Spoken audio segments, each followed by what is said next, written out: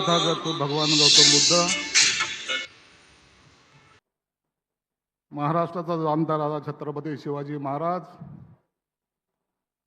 घटनेचे शिल्पकार डॉक्टर बाबासाहेब आंबेडकर यांना विनम्र अभिवादन करून आजच्या या तीर्थदर्शन यात्रा ट्रेनच्या सोडण्याच्या कार्यक्रमाला उपस्थित आदरणीय महाराष्ट्राचे मुख्यमंत्री, आमच्या सर्वांचे नेते आदरणीय देवेंद्र भाऊ फडणवीस, आशिषजी जयस्वाल, महापौर, सर्व खासदार, आमदार, सीएम साहेबांनी आता विनंती केली की 12:30 वाजता ट्रेन जाणार आहे, म्हणून जास्त काही बोलायचं नाही. परंतु आल्यानंतर सर्व बांधवांना, भगिनींना जेव्हा मी भेटलो, साहेब तो आनंद मी आजही माझ्या डोळ्यामध्ये साठवून ठेवलेला आहे. खऱ्या अर्थानं प्रत्येकाच्या चेहऱ्यावर जो आनंद होता, मला वाटतं याच्यापेक्षा जास्त मोठं काम माझ्या आयुष्यात मी दुसरं केलं नाही. हा आनंदच ही माझी पुंजी आहे मी समजतो.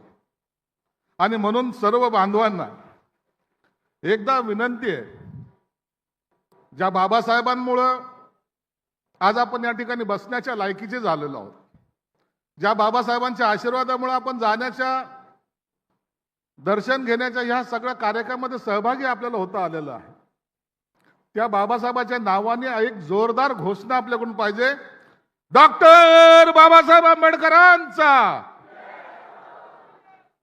साहेब, या व्यासपीठावर समोर कमी लोक बसलेले आहेत आणि ट्रेनच्या जवळ जास्त लोक आहेत. त्यांना अशी भीती आहे की आतमध्ये गेल्यानंतर ढकलत तर नाही आपल्याला, म्हणून पहिले जाऊन खुर्ची पकडणं हे आपला स्वभाव आहे. जागा धरणं आणि खुर्ची पकडणं याच्यासारखं आपल्यासारखं आक्रमक कोणीच नाही. परंतु तुम्हाला एक सांगतो, ही व्यवस्था एवढी चांगली केलेली आहे, तुम्ही जेव्हा डब्यामध्ये बसाल त्या टायमाला खऱ्या अर्थानं आनंद जो आहे ते तुम्हाला पाहायला मिळणार आहे. आतमध्ये तुमच्यासाठी डॉक्टर्स आहेत, बिलकुल टाय घातलेले चांगले वेटर्स आहेत, जे तुम्हाला जेवण देणार आहेत. आणि जेवण असं तसं नाही, पोटभर. आणि ज्याला जेवणामध्ये थोडी कमी वाटली त्यांनी मला फोन करायचा, डायरेक्ट फोन करायचा, भाऊ जेवणामध्ये हे कमी आहे म्हणून. आणि जेवण चांगलं झालं तरी फोन करायचा. आणि डॉक्टर आहेत, सगळा स्टाफ आहे, माझ्या खात्याचे सर्व अधिकारी आहेत. हे तुम्हाला आपल्या आई वडिलांना जसं घेऊन चालले त्या पद्धतीने तुम्हाला घेऊन जाणार आहे. तुमची एकच जबाबदारी आहे. मी आता संभाजीनगरहून जेव्हा ट्रेन काढली, जाऊन आले, मुख्यमंत्री साहेब असा आनंद मी पाहिला नाही. बौद्ध गयाला गेले, तिकडनं येताना गौतम बुद्धाची मूर्ती आणली. गावागावामध्ये जे गेले होते त्यांचं स्वागत झालं आणि लोक त्या म्हाताऱ्या आईच्या, म्हाताऱ्या वडिलांच्या पाया पडत होते. तुम्ही बौद्ध गयाला जाऊन आले, आमचं तुम्ही दर्शन घेतलं म्हणजे आम्ही तुमचं दर्शन घेतो, ही भावना सर्वसामान्य माणसामध्ये होती.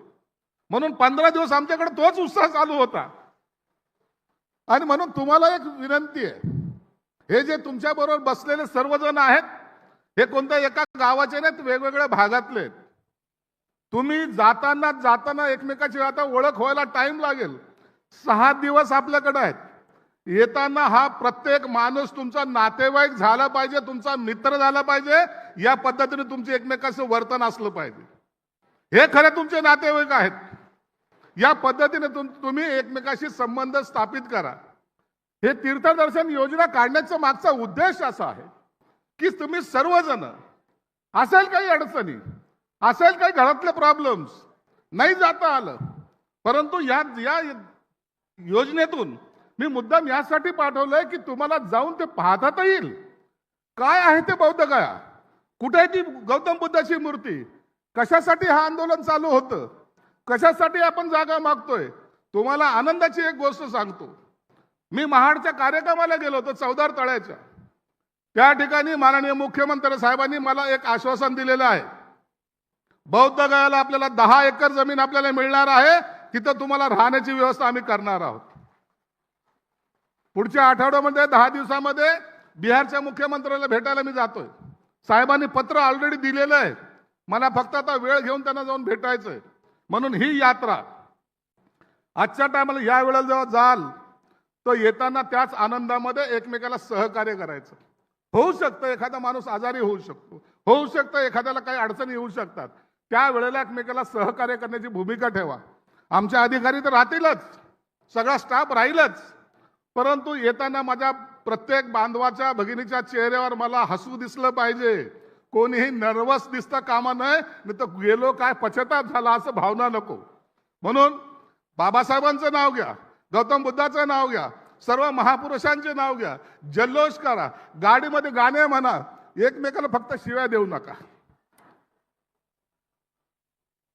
एवढं फक्त पथ्य पाळा आणि इतक्या आनंदामध्ये एकमेकाच्या आनंदामध्ये सहभागी व्हा. इतक्या आनंदामध्ये जा.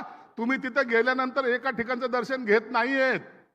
तुम्हाला बस आहे, तिथं राहण्याची व्यवस्था आहे, पूर्ण एरिया तुम्हाला फिरून आणणार आहेत. हा सगळा कार्यक्रम तुम्हाला कधी भूतो भविष्य झाला तो कार्यक्रम तिथं होणार आहे. म्हणून ट्रेन जायचा वेळ होत आलेला आहे. ट्रेनच्या बाहेर जे उभे आहेत त्यांनाही सांगतो, तुमची जागा आणि तुमची सीट रिझर्व आहे, तुम्हाला दुसऱ्या सीटवर बसता येणार नाही. ज्यांची सीट आहे त्या सीटवर तुम्हाला बसायचं. पुन्हा एकदा तुम्हाला सर्वांना मनापासून शुभेच्छा देतो. तुमची यात्रा मंगलमय हो. या तुमच्या यात्रेसाठी मुद्दामून सगळा भिक्खू संघ या ठिकाणी उपस्थित आहे. भिक्खू संघाने सांगितलं मला, साहेब आपले लोक चाललेत, आम्हाला त्यांना आशीर्वाद देण्यासाठी आम्ही या ठिकाणी मुद्दाम येणार आहोत. म्हणून या ठिकाणी भिक्खू संघही उपस्थित आहे, त्यांचे सुद्धा मी मनापासून आभार मानतो. जय भीम, जय भारत. महाकारुणी तथागत भगवान गौतम बुद्ध आणि क्रांतीचे महासूर्य भारतरत्न डॉक्टर बाबासाहेब आंबेडकर यांना नमन करतो. मुख्यमंत्री तीर्थदर्शन योजनेच्या अंतर्गत बोधगयेला जे आमचे बंधू भगिनी चालले आहेत त्यांना शुभेच्छा देण्याकरता या ठिकाणी उपस्थित राज्याचे सामाजिक न्याय मंत्री सन्माननीय संजयजी शिरसाट, आपले राज्यमंत्री आशिषजी जयस्वाल, श्यामभाऊ बर्वे, कृष्णाजी खोपडे, नीताताई ठाकरे, समीरजी मेघे, संजयजी मेश्राम, चरणसिंगजी ठाकूर, बालाजी बोरकर, सुधीरजी पारवे, सतीशजी डाकोर, जयदीपजी कवाडे, सन्माननीय भंतेजी, आपले सचिव हर्षदीप कांबळेजी, कलेक्टर कुमार आशीर्वाद, श्री विनायक गर्ग, रेल्वे से अमन मित्तल, श्री गौरव झा, आनंद राऊत, सुकेशिनी तेलगोटे, मंचावर उपस्थित सर्व आमची भंते मंडळी आणि उपस्थित सर्व भगिनी आणि बंधूंनो, आज आपल्या सर्वांकरता ही अत्यंत आनंदाची गोष्ट आहे. बोधगया जी भगवान गौतम बुद्धांच्या संपूर्ण विचारांची एक प्रेरणाभूमी आहे. आपल्याला माहिती आहे की आपल्या या तत्वज्ञानामध्ये ज्या 4 महत्त्वाच्या जागा आहेत, सारनाथ असेल, लुंबिनी असेल, कुशीनगर असेल, त्यासोबत सर्वात महत्त्वाची जागा जर कुठली मानली जाते तर ती बोधगया मानली जाते. आणि प्रत्येकाची इच्छा असते की एकदा तरी बोधगयेला जाऊन त्या ठिकाणी दर्शन घेतलं पाहिजे. मी 2020 साली बिहारचा निवडणूक प्रभारी होतो आणि त्यानिमित्ताने बिहारमध्ये जायचा मला त्यावेळेस संधी मिळाली, तर मी स्वतः त्या ठिकाणी जाऊन बोधगयेला जाऊन त्या ठिकाणी दर्शन घेतलं आणि एक वेगळी अशा प्रकारची ऊर्जा ही आपल्याला त्या ठिकाणी पाहायला मिळते.